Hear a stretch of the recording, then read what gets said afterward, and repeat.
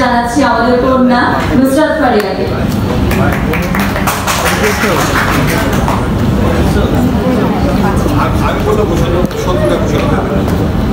আসসালামু আলাইকুম। বেশি সময় নিব না আমি, কারণ আমাদের আরেকটা গান হবে আজকে ব্যবধান, যেটা ঠিক আর 5 মিনিট আছে সময়।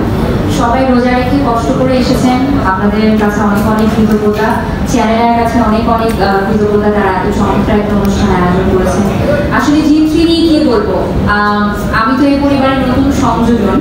অনেকটা ক্রেডিট গোজ টু যারা পার্ট 1 এবং পার্ট 2 তে ছিল, স্পেশালি সজল ভাই, পূজা, পার্ট 2 তে যারা ছিল কাস্ট এন্ড ক্রু, পার্ট 1 এবং পার্ট 2 ডিরেক্টর, অবশ্যই সেই সাথে আমাদের লেখক আব্দুল আজিজ, প্রডিউসার আব্দুল আজিজ, কারণ তার এটাকে চিন্তাধারা যে একটা হরর জনরার মুভি করা।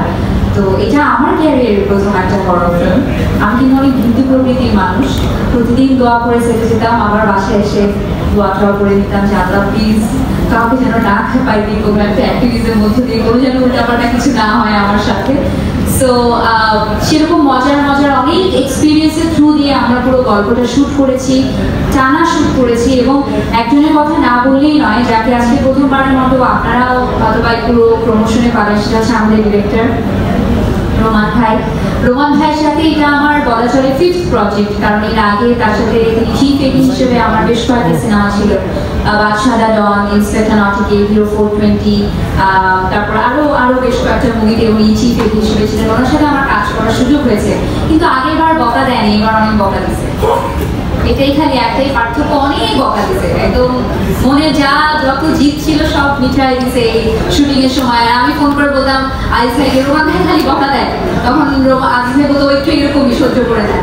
সেরকম করতে করতেই হাসতে খেলতে আমাদের সিনেমার শুটিংটা পার হয়ে গেছে। এবং ঠিক সেইভাবে অনেক বড় কৃতজ্ঞতা যায় চ্যানেলের প্রতি, সাগর স্যারের প্রতি, কারণ যখন তাকে প্রথম আমরা নিজ থেকে বলেছিলাম যে we want you two collaborate আমাদের সাথে, তিনি একবারই বলেছিলেন যে হ্যাঁ we want to B part of it. Thank you so much Rafael ভাই এবং এন্টায়ার আইসক্রিম টিমকে two be a great part of it.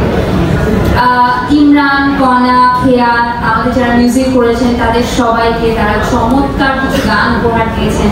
এবং last but not the least, কন্যা গানটাকে শুধু ঈদে সীমাবদ্ধ না রেখে আপনারা যে পয়লা বৈশাখ পর্যন্ত নিয়ে যাওয়ার প্ল্যান করছেন অডিয়েন্সদের কাছ থেকে, সেটা আসলে আমাদের কাছে অনেক বড় একটা। সো আপনাদের সকলের কাছে অনেক অনেক কৃতজ্ঞতা। অনেকদিন পর ঈদের সিনেমা আসছে আমার নিজের, আমার কাছে অনেক স্পেশাল একটা ঈদ।